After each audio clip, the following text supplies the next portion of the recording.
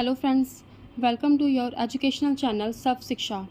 Today we will discuss previous year's questions of language and thought. So let's get started with question number first. The question number 1 is, which one of the following is not an element of language? Question का मतलब ये है कि इनमें से जो है कौन सा लैंग्वेज का एलिमेंट नहीं है. ऑप्शंस दिए गए हैं इसमें. ए प्रैग्मेटिक्स, बी सिमेंटिक्स, सी लिंग्विस्टिक्स, डी ग्रामर. तो जो लैंग्वेज का एलिमेंट नहीं है गाइस वो कौन सा आ जाएगा? Option C linguistics. क्या होता है ये जो है ये एक साइंटिफिक स्टडी है गाइस लैंग्वेज की rather than internal element. And ये जो प्रैग्मेटिक्स, सिमेंटिक्स एंड ग्रामर हो गया ये जो है प्राइमरी एलिमेंट है लैंग्वेज सिस्टम के. और जैसे कि प्रैग्मेटिक्स आ गया, इसमें प्रैग्मेटिक का मीनिंग क्या आता है, इसको क्या बोलते हैं हम? इसका मतलब ये है कि study of how to context contribute to meaning. उसके बाद आ जाएगा सीमेंटिक्स. सीमेंटिक्स का मतलब ये है कि ये स्टडी है meaning in words and sentences की. And then grammar, it is the rules governing language. तो जो लैंग्वेज का एलिमेंट नहीं है वो क्या है? लिंग्विस्टिक्स. उसके बाद आ जाएगा next question number second. Language is important because it, option दिए गए हैं इसमें. ए is unable to help in expressing a child's thought. B develops the personality of the child. C helps a child processing the information received through perception. D helps in making correct facial expression in response to a stimulus. तो जो language जो important है वो because of option A that is enable to help in expressing a child's thought. ये जो language है ये एक फाउंडेशन है human connection, cognition and culture की गाइस. ये जो है अनेबल करता है हमें to share complex thoughts, preserve our history and build communities. उसके बाद आ जाएगा next question number third. Which psychologist और linguist suggest that thought is totally determined by language. Option देंगे इसमें. ए पियाजे and Vygotsky, B Skinner and Chomsky, C Chomsky and Vygotsky, D Sapir and Wharf.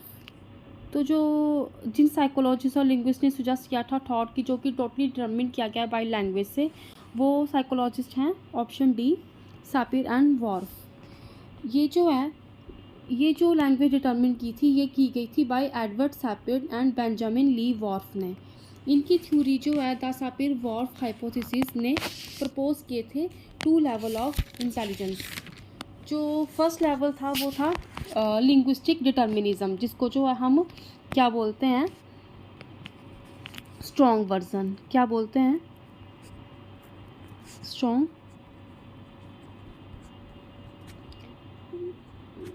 Strong version. इसमें जो है language ही thoughts की boundaries को determine करती है, जिसका मतलब है कि हम उन कॉन्सेप्ट्स को समझ नहीं सकते जो हमारी नेटिव लैंग्वेज में एनकोडेड नहीं है. उसके बाद आ जाएगा सेकंड लेवल, वो है लिंग्विस्टिक रिलेटिवली, जिसको क्या बोल देंगे हम? Week version.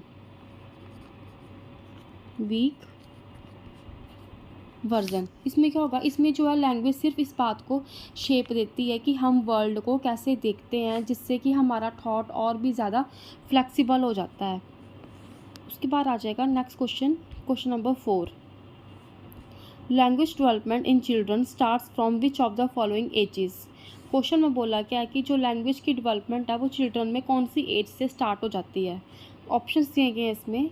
A from birth, B from early childhood, C from late childhood, D from pregnancy. तो ऑप्शन आंसर आ जाएगा इसमें guys option A from birth.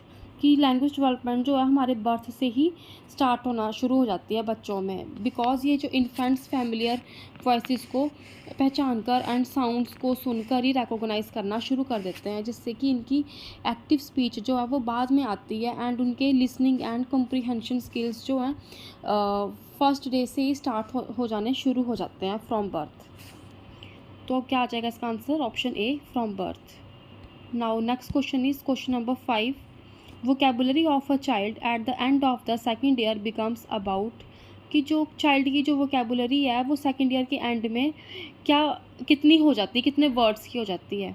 Option दिए गए इसमें A 100 words, B 60 words, C 150 words, D 10 words. तो इसका answer आ जाएगा गाइस ऑप्शन C 150 वर्ड्स की जो वोकेबुलरी जो है सेकेंड ईयर के एंड में वो 150 वर्ड्स के अराउंड हो जाती है। इस टाइम में जो है वो चिल्ड्रन एक्सपीरियंस करते हैं अपने वोकेबुलरी स्पॉट को।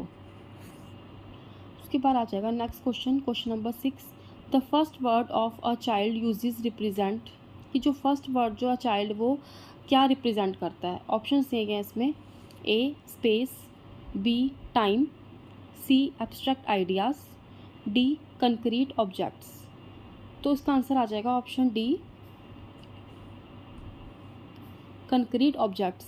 जैसे कि बॉल आ गया या कार आ गया या फिर फैमिलियर पीपल जो होते हैं वो क्या बोलेंगे लाइक मम्मा, और इमीडिएट एक्शंस जो होगा इनके एनवायरनमेंट में। तो ये क्या आ जाएंगे सारे कंक्रीट ऑब्जेक्ट्स। उसके बाद आ जाएगा next question, question number 7। A child of 2 to 3 years of age. Options दिए गए इसमें A will be able to give its gender name और age, B will have a vocabulary of at least 500 words, C can answer how, who and when questions, D should be able to tell a reasonably connected story about a picture. तो guys इसका answer आ जाएगा option A will be able to give its gender name और age कि जो 2 से 3 साल का बच्चा जो है वो अपने जेंडर नेम और एज बता सकता है। उसके बाद जो ऑप्शन बी बोला will have a vocabulary of at least 500 words, तो ये ऐसा हो ही नहीं सकता कि 2-3 साल बच्चों की जो वोकेबुलरी है वो 500 वर्ड्स के अराउंड हो। और 2-3 साल का बच्चा जो है वो कभी ऐसे क्वेश्चन कर ही नहीं सकता this much how, who and when questions इस तरह के, तो ये भी नहीं होगा। एंड 2-3 साल का बच्चा जो है वो एक स्टोरी को जो है पिक्चर के साथ कनेक्ट भी नहीं कभी कर पाएगा। तो क्या आ जाएगा इसका answer will be able to give its gender name और एज ओनली। उसके बाद आ जाएगा next question, question number 8। An instance of a biological problem affecting language development is. Options देंगे इसमें A poor socio economic background, B a cleft lip, C the educational environment, D autism. तो guys इसका answer आ जाएगा option B a cleft lip. ये जो है इसको जो है हम पैलेट भी बोलते हैं। ये जो है स्ट्रक्चरल डिफेक्ट्स ऑफ माउथ और throat physically hinder the pronunciation and articulation of speech sound. क्या आ जाएगा इसका मतलब कि this is the structural defect of mouth and throat physically hinder the pronunciation and articular of speech sound. उसके बाद आ जाएगा next question, question number 9। Language development of a children depends on. Language development जो children की वो किस चीज़ पे depend करती है। ऑप्शन देंगे इसमें A better socio economic environment, B better schooling, C freedom of expression given to the child, D all of the above.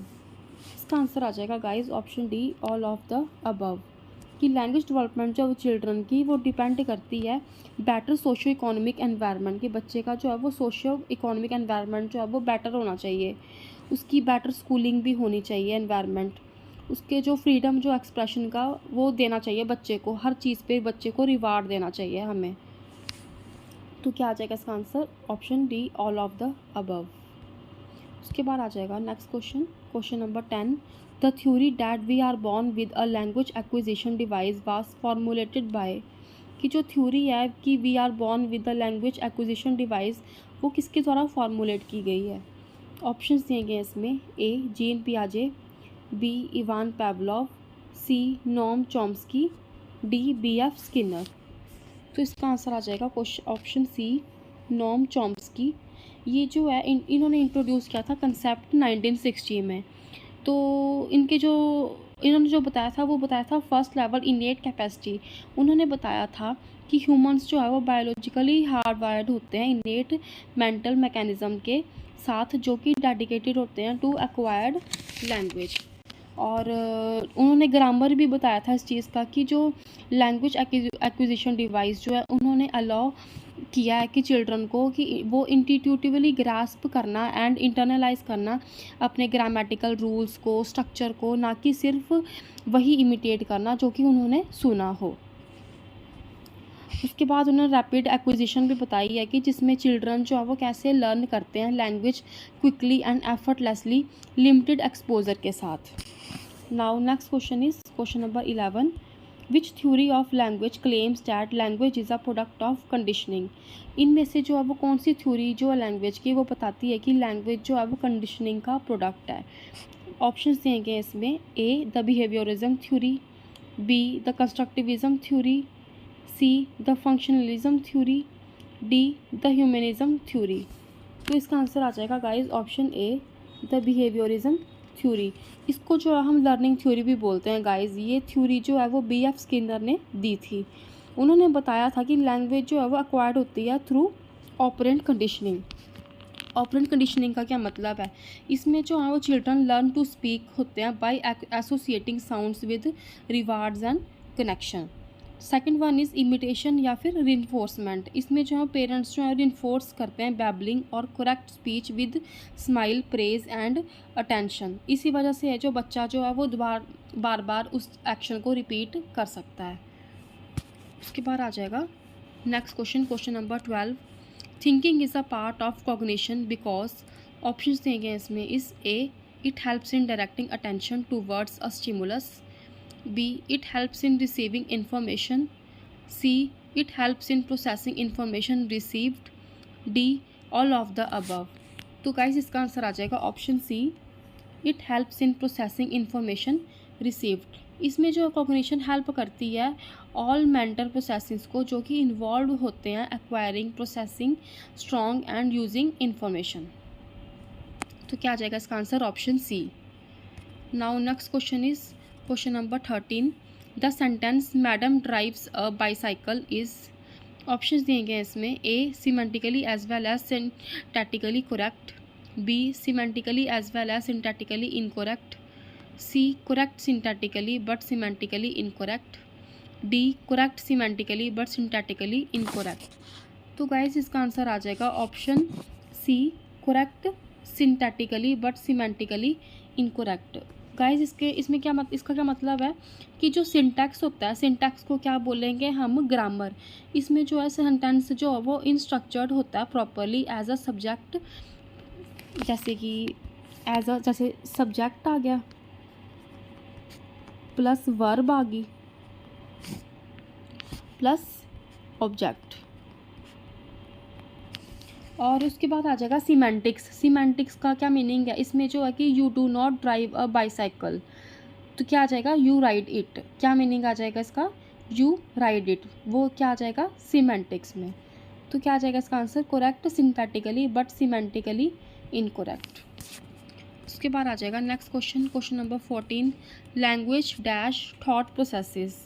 Option is totally governs our, B has an influence on our, C cannot determine the, D does not influence the। Answer आ जाएगा इसका has an influence on are.